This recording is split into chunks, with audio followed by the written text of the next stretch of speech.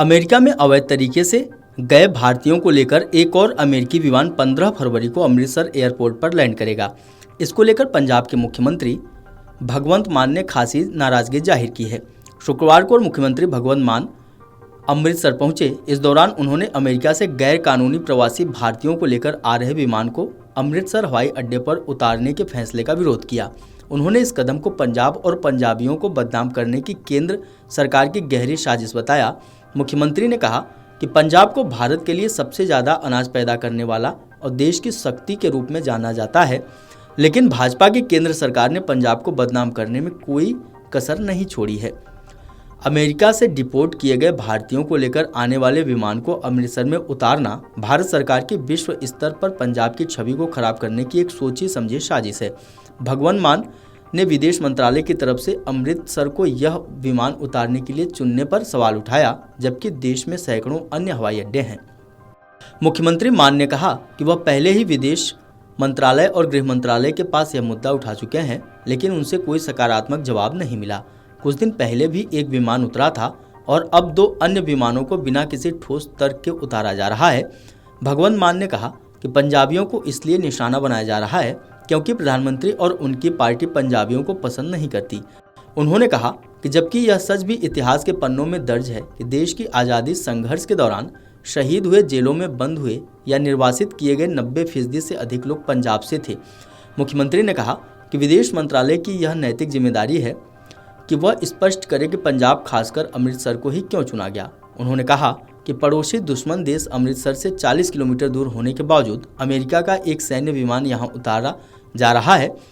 भगवंत मान ने आगे कहा कि जब राज्य सरकार यहां अंतर्राष्ट्रीय उड़ानों की शुरुआत करने की मांग करती है तो कई बेकारण कारणों के चलते मांग को रद्द कर दिया जाता है।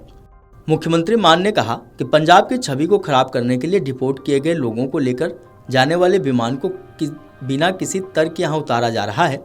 अगर बांग्लादेश के पूर्व प्रधानमंत्री शेख हसीना को लेकर आने वाले विमान को हिंडन हवाई अड्डे पर उतारा जा सकता है और राफेल जेट को अंबाला में उतारा जा सकता है, तो इस विमान को देश के किसी अन्य हिस्सों में क्यों नहीं उतारा जा सकता।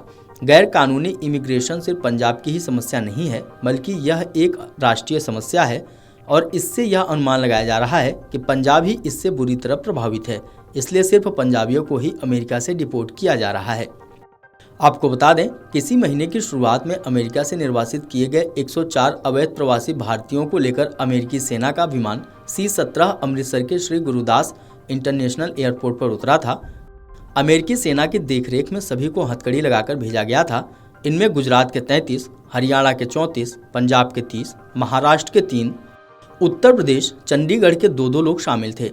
इनमें 8 से 10 साल के कुछ बच्चे भी शामिल थे। अमेरिका ने 205 लोगों की लिस्ट जारी की थी।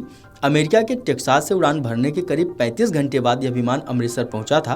विमान के उतरने से ठीक पहले गृह मंत्रालय, गृह विभाग, भारतीय सेना, विदेश मंत्रालय के अधिकारी पहुंच गए थे। सभी भारतीयों को कस्टम और इमिग्रेशन से क्लियरेंस के बाद पंजाब पुलिस को सौंप दिया गया था।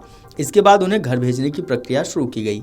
शाम 5:32 पर यूएस एयरफोर्स का विमान वापस लौट गया था। अमेरिका से निर्वासित प्रवासी भारतीयों का यह पहला जत्था था।